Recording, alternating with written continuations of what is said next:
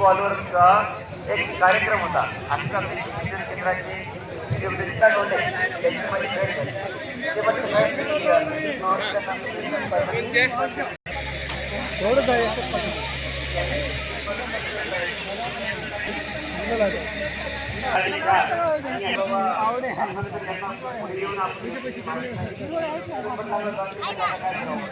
ते आपला गहू आहे, हरभरा आहे, या सगळ्या अन्नधान्याची स्वच्छता आणि प्रतवारी करत आहेत.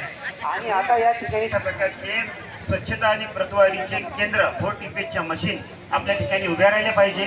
आणि जसे व्यापारी तुमच्या शेतकरी बांधवाचा माल आपल्या गहू 2000 रुपये क्विंटलने घेतात, आपले व्यापारी बांधव 1800 क्विंटल 2000ने, आणि त्याची स्वच्छता करतात, प्रतवारी करतात, त्याचं पॅकिंग करतात आणि तोच गहू मग 32 रुपये 35 रुपये किलोने शहरातल्या ग्राहकांना ते विकतात. तर मला वाटतं की हे काही फार मोठं तंत्र नाही आहे.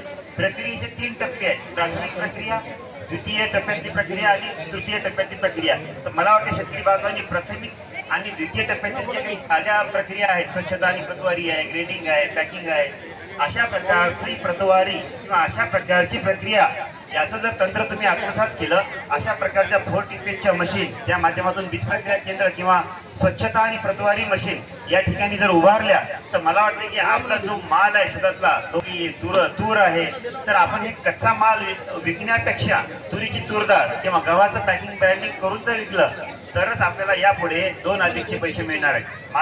2च महत्वाचे साधन आहेत: थेट विक्री आणि निर्यात. माध्यमातून USA ला निर्यात केला. या ठिकाणी सुनीता कावळे मॅडम आहेत, आपण त्यांना आता बोलवलं होतं. त्यांनी आवळ्याचे पदार्थ विकले आणि मागच्या वेळी आपण त्यांचा जिल्हा महोत्सवामध्ये सन्मान सुद्धा केला. आणि या महोत्सवाच्या माध्यमातून त्यांनी उत्तर भारतामध्ये जवळपास 20 ते 25 लाखाची त्यांना ऑर्डर मिळाली. आवळे मॅडमना सांगितलं की साहेब मी 3 लाख रुपयाची आवळा कॅन्डी लंडनला निर्यात केली.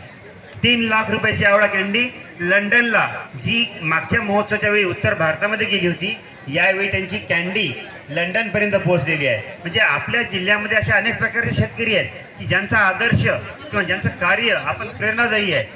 आणि या महोत्सवाचा हाच उद्देश आहे की आपल्या विचारांची, आपल्या कार्याची देवाणघेवाण करणे आणि आपल्यामध्ये एक प्रकारचा ऋणानुबंध निर्माण करणे. आपण मागच्या वेळी पाहतोय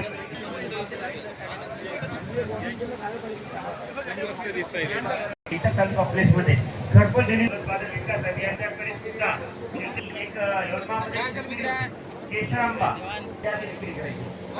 आला होता, पण दुसऱ्या काही कारणावर त्याला स्थगिती आली.